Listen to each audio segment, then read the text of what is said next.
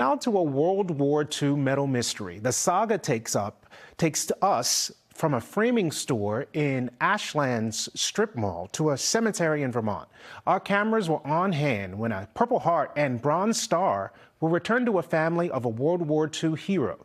As NBC 10's Leslie Gatiss reports, it was the perseverance of a complete stranger who made it all possible.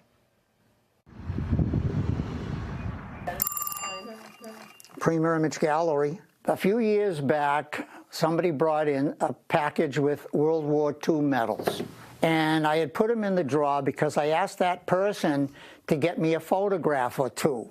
Evidently, the person never came back. And I opened it up and I just said, oh my God. I says, I can't believe that these have been here this long. It's probably been at least 8-9 years. There was no paperwork in the box, but there was a big clue.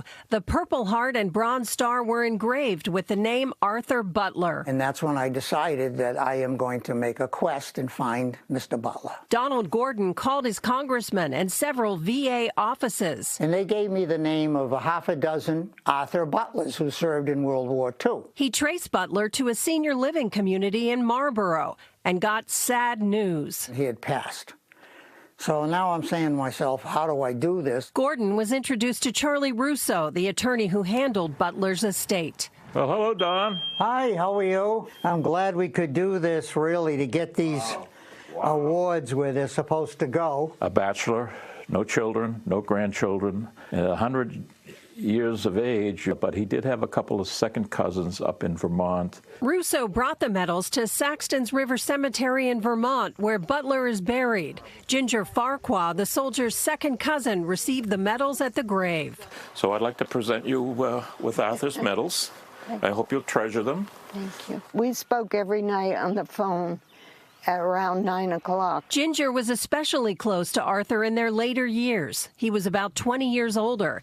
That's myself when I was about 4 years old, and Arthur. She knew him as a banker, a big lover of small trains and large locomotives. His trains were his life. He spoke little of his war experiences to Ginger and her sister, Betty Barker. Arthur was in Okinawa. It was the last major battle of World War II, the bloodiest of the Pacific Campaign.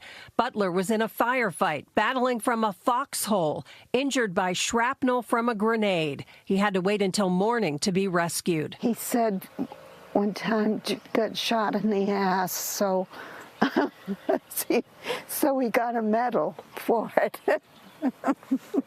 The last night before his passing, he told me he was getting tired, and I thought it was because he'd had a busy day. Little did I know that it would be the last time I spoke with him. He fought for us along with other veterans, and it's an honor to really get these back to the family. We thank him for finding us like a closure that I can't believe they were out there and we didn't know they existed. I wish he was here to appreciate it. Ginger and her sister will give the medals to the Framingham Veterans Administration. Don is going to frame them, and that will be a mission accomplished. Leslie Gatiss, NBC 10 Boston.